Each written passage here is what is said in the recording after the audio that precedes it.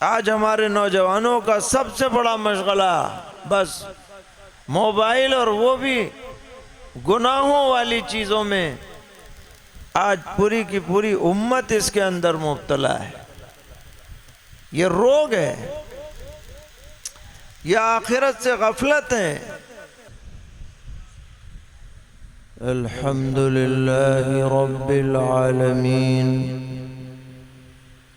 اشہد ان لا الہ الا اللہ وحدہ لا شریک لہ، واشہد ان سیدنا ومولانا محمدا عبدہ ورسولہ، صلی اللہ تبارک وتعالی علیہ وعلی آلہ واصحابہ وذریاتہ اجمعین، اما بعد فاعوذ باللہ من الشیطان الرجیم، بسم اللہ الرحمن الرحیم،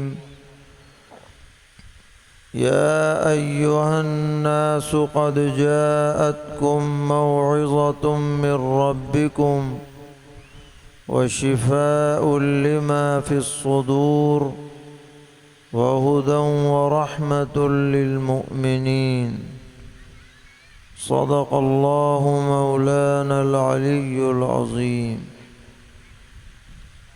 معزز علماء کرام، طلبہ عزیز، بزرگوں اور بھائیوں، اور جہاں تک یہ آواز پہنچ رہی ہے، ہماری مائیں اور بہنیں، اللہ کا بہت بڑا انعام اور فضل ہے کہ اس نے ہمارے علاقوں میں قرآن کریم کی تعلیم کے لیے مکاتب اور مدارس کا نظام قائم فرما رکھا ہے۔ دنیا کے بہت سے علاقے ایسے ہیں جہاں دور دور تک مدرسے اور مکتب کا نظام نہیں ہے۔ وہاں کے لوگوں کی دینی حالت ناقابل بیان ہے۔ یا تو وہاں مسجدیں ہی نہیں ہیں، اور اگر مسجدیں ہیں بھی تو نمازی ندارد ہیں، اور ایسے علاقے بھی ہمارے ملک میں پائے جاتے ہیں کہ اگر وہاں کسی کا انتقال ہو جائے تو نماز جنازہ پڑھانے والا بھی دستیاب مشکل سے ہوتا ہے۔ چند سال پہلے دلی کے قریبی علاقے سے کچھ لوگ آئے تھے، اور وہ یہ بتلا رہے تھے کہ ہمارے 45 گاؤں ہیں اور ان میں صرف ایک مسجد ہے، اور ان گاؤں میں اگر کسی کا انتقال ہو جاتا ہے تو اس مسجد کے امام کو بلانا پڑتا ہے، کوئی اور نماز پڑھانے کے لیے تیار نہیں ہے، ان کے اندر صلاحیت نہیں ہے۔ حالانکہ نماز جنازہ پڑھنا اور پڑھانا بہت آسان ہے، عام نمازوں سے بھی زیادہ آسان ہے۔ لوگ سمجھتے ہیں کہ جنازے کی نماز مشکل ہے، حالانکہ علماء یہاں تشریف فرما ہیں، وہ بتلائیں گے کہ نماز جنازہ میں رکن کی حیثیت سے صرف 4 مرتبہ اللہ اکبر کہنا ہے۔ جو 4 مرتبہ اللہ اکبر کہہ دے گا اس کی نماز جنازہ کا فرض ادا ہو جائے گا۔ ثنا پڑھنا، درود شریف پڑھنا اور جنازے کی دعا پڑھنا یہ واجب یا فرض نہیں ہے، سنت ہے۔ اگر یاد ہو تو اچھی بات ہے، لیکن اگر یاد نہ بھی ہو تب بھی 4 مرتبہ اللہ اکبر کہنے سے جنازہ ادا ہو جاتا ہے۔ اب آپ اندازہ لگائیے کہ جہاں جنازہ پڑھانے والا بھی نہیں ہے تو جہالت کس درجے تک پہنچی ہوئی ہے۔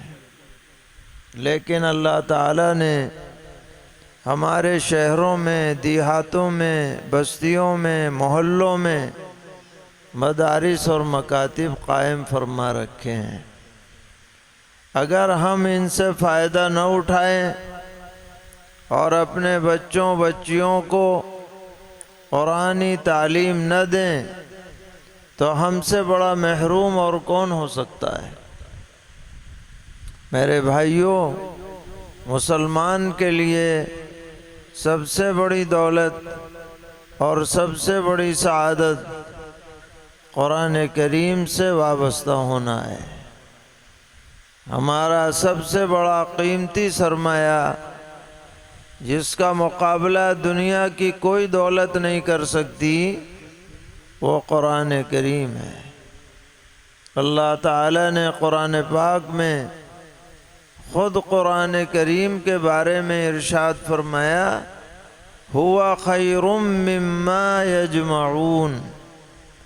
ایک جملے کے اندر قرآن کی عظمت بیان ہوئی ہے کہ اے انسانوں، تم جس دنیا کو اکٹھا کرتے ہو، لاکھوں کروڑوں اربوں کھربوں کی تعداد میں، وہ سب ایک طرف اور قرآن کریم ایک طرف۔ قرآن ان سب چیزوں سے زیادہ افضل ہے، قیمتی ہے، نفع بخش ہے۔ ہوا خیر مما یجمعون۔ اس لیے ہمیں سب کو ارادہ کرنا چاہیے کہ ہم اپنے بچوں کو قرآن کریم ضرور سکھلائیں۔ اگر ہم انہیں اس کی اسکول بھیجتے ہیں،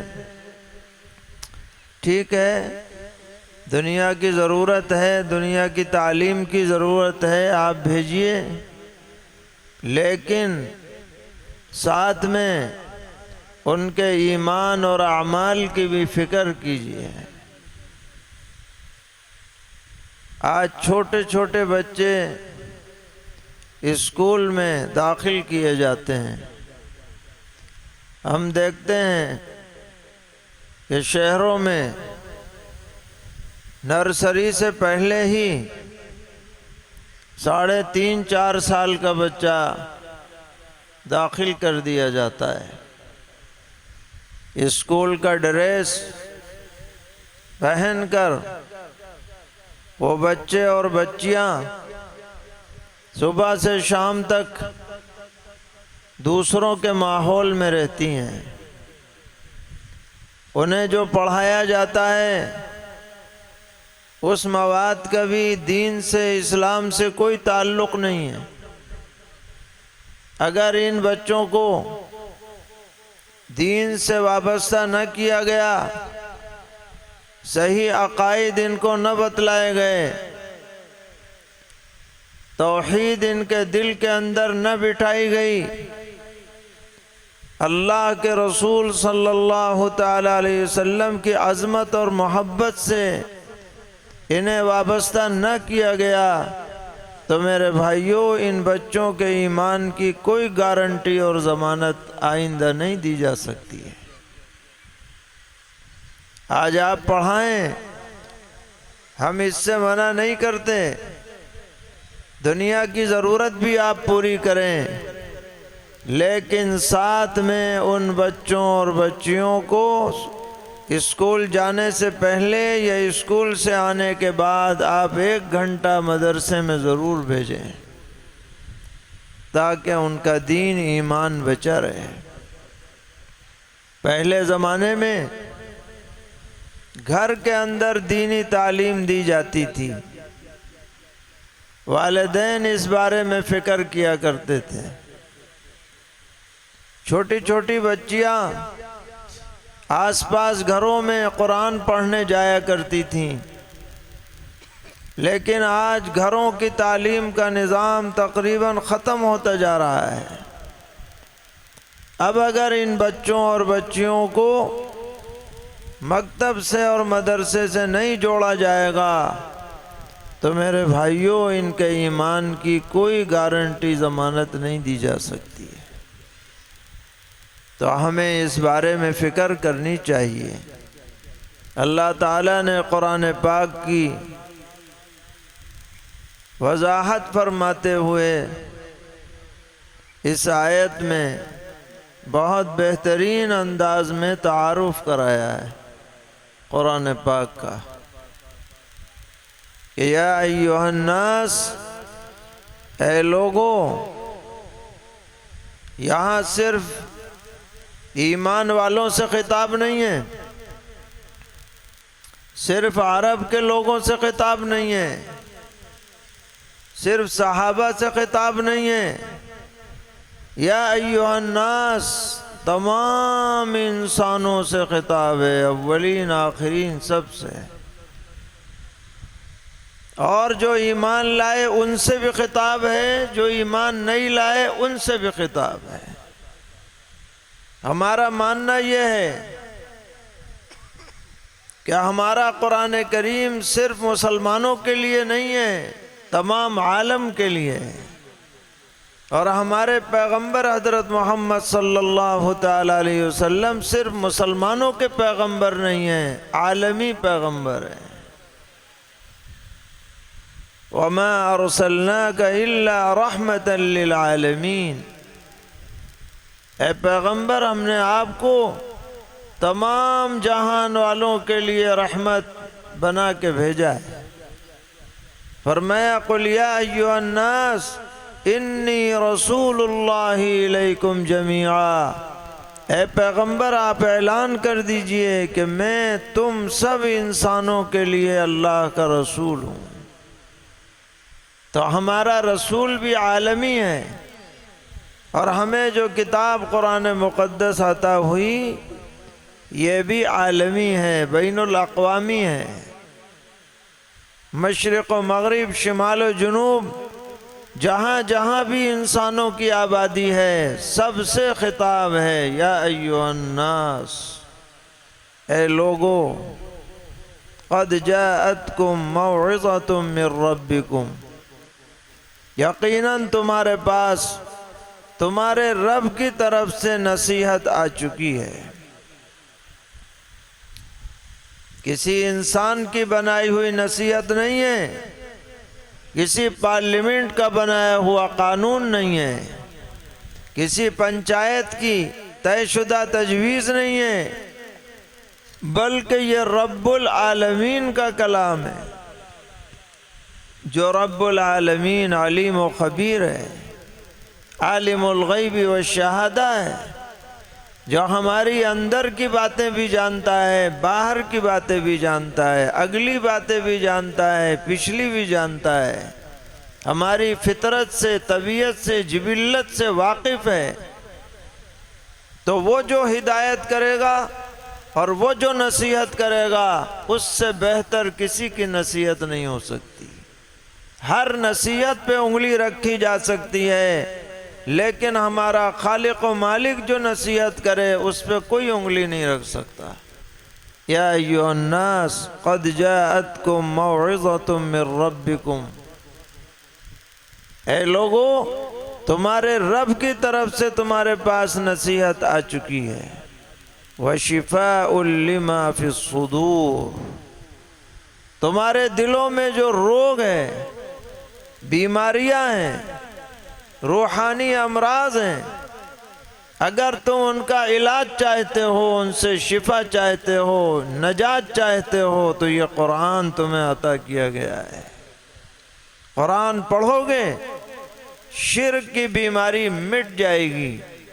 قرآن پڑھو گے، جھوٹ کی عادت ختم ہو جائے گی۔ قرآن پڑھو گے خیانت تمہارے دل سے نکل جائے گی، قرآن پڑھو گے کینہ کپٹ سے تمہارا دل صاف ہو جائے گا، قرآن پڑھو گے تمہارے دل میں ہمدردی پیدا ہوگی، قرآن پڑھو گے تمہارے دل میں شرم و حیا آئے گی، قرآن پڑھو گے تم متقی بن جاؤ گے، اللہ کے نیک مقرب بندے بن جاؤ گے۔ وَشِفَاءٌ لِمَا فِي الصُّدُورِ، اگر کوئی دلوں کی بیماریوں سے اپنے کو بچانا چاہتا ہے، قرآن پڑھے اور اس کی تعلیمات پہ عمل کرے، پڑھتا چلا جائے، انشاءاللہ دل صاف ہوتا چلا جائے گا، ایمان کی روشنی سے دل منور ہو جائے گا۔ ذرا آپ پڑھ کے تو دیکھیے، ذرا قرآن کا ترجمہ تو اٹھائیے، ذرا قرآن کی تفسیر تو اٹھائیے۔ قرآن جب پڑھا جاتا ہے ایمان کا نور دل کے اندر جوش مارتا ہے۔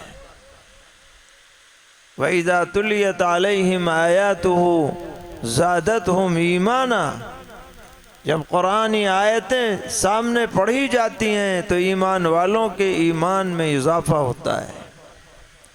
عجیب و غریب تاثیر اللہ تعالیٰ نے اس کتاب مقدس میں رکھی ہے۔ وَشِفَاءٌ لِمَا فِي الصُّدُورِ۔ آج ہمیں ادھر ادھر سے فرصت نہیں ہے، 24 گھنٹے میں جو کام کاج تھوڑا بہت کیا اور جو وقت بچا وہ موبائلوں میں خرچ ہو جاتا ہے، گھنٹوں گھنٹوں راتوں رات۔ آج ہمارے نوجوانوں کا سب سے بڑا مشغلہ بس موبائل، اور وہ بھی گناہوں والی چیزوں میں۔ آج پوری کی پوری امت اس کے اندر مبتلا ہے۔ یہ روگ ہے، یہ آخرت سے غفلت ہے، یہ اللہ تعالیٰ کی نعمتوں کی ناقدری ہے، ناشکری ہے۔ اللہ نے جو موقع اور جو صلاحیت اور جو استعداد اور جو نعمتیں عطا فرمائی ہیں، ہم ان کا صحیح استعمال نہیں کر رہے ہیں۔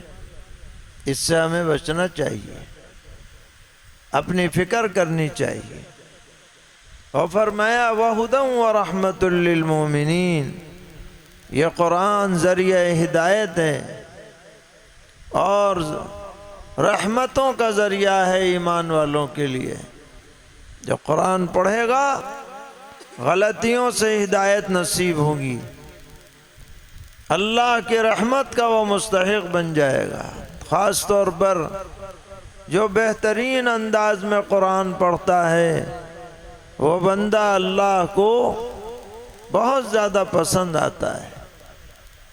سرور عالم صلی اللہ تعالی علیہ وسلم نے فرمایا کہ جو شخص قرآن پاک کو بہترین لہجے میں پڑھے تو اس کی طرف اللہ تعالیٰ ایسے متوجہ ہوتے ہیں جیسے تم میں سے کوئی اپنے پسندیدہ گانے کو سننے کی طرف متوجہ ہوتا ہے۔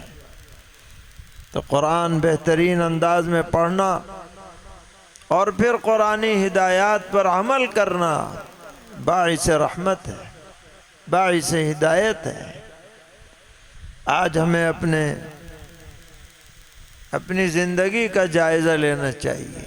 ہم کہیں بھی ہوں، کچھ بھی ہوں، ہمیں اپنے وقت پر اس دنیا سے جانا ہے اور اکیلے جانا ہے۔ جب ہمارا وقت آئے گا تو یہ نہیں ہو سکتا کہ ہم کسی سے یہ کہیں کہ بھئی بہت مشکل رہے گی، قبر میں اکیلے کیسے لیٹیں گے، بڑی وحشت ہوگی، چلو تم بھی ساتھ چلو ہمارے۔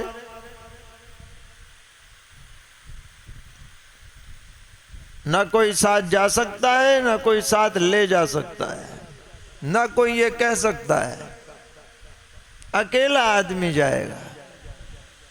سرور عالم صلی اللہ تعالی علیہ وسلم نے فرمایا کہ انسان جب مر جاتا ہے 3 چیزیں ساتھ جاتی ہیں، 2 لوٹ آتی ہیں، 1 رہ جاتی ہے۔ فرمایا کہ رشتہ دار ساتھ جاتے ہیں، مگر کہاں تک جائیں گے؟ مٹی دے کے واپس، چاہے کتنے ہی عزیز قریب کیوں نہ ہو، چھوڑ کے آنا پڑتا ہے، بوجھل قدموں سے آنا پڑتا ہے، نہ چاہتے ہوئے بھی آنا پڑتا ہے، لوٹ آتے ہیں۔ پہلے غلام ہوا کرتے تھے، وہ بھی اپنے آقا کے مرنے پہ کندھا دے کے جاتے تھے، وہ بھی لوٹ آتے تھے، مال بھی لوٹ آئے گا۔ وہ چارپائی جس پہ لے جایا گیا وہ بھی واپس لے آئی جائے گی، وہ چادر جو اوپر سے اڑائی گئی وہ بھی واپس آ جائے گی۔ مگر آدمی نے جو عمل کیا ہے، اچھا ہو یا برا، یہ آدمی کے ساتھ قبر میں جائے گا، میدان حشر میں ساتھ رہے گا، آخری انجام تک پہنچائے گا۔ تو وہ عمل ہمارا اچھا ہونا چاہیے، درست ہونا چاہیے، سنت اور شریعت کے مطابق ہونا چاہیے، تو ہم ایک کامیاب انسان کہلائیں گے۔ ہم رسوائی سے بچیں گے، ذلتوں سے بچیں گے، سرخ روح ہوں گے، اللہ کے مقرب اور منظور نظر بن جائیں گے۔ یہی ہمارے مدارس کا مشن ہے، تحریک ہے کہ انسان اپنے مقصد کو جانے اور اہل ایمان اپنے ایمان کے تقاضوں پر عمل کریں اور قرآن کریم سے وابستہ رہیں۔ اللہ تعالی ہم سب کو توفیق عطا فرمائیں اور اس مدرسے کو بھی ہر طرح کی خیر اور برکت سے مالا مال فرمائیں۔ مدرسے کے سبھی طلباء اساتذہ کو علم نافع عطا فرمائیں، سبھی معاونین کو اجر جزیل عطا فرمائیں، منتظمین کو جزائے خیر عطا فرمائیں، اور اس پورے علاقے کے لیے اس کو خیر اور رحمت اور ہدایت کا ذریعہ بنائیں۔ وصلی اللہ تعالی علی خیر خلقہ محمد وعلی آلہ واصحابہ وذریاتہ اجمعین۔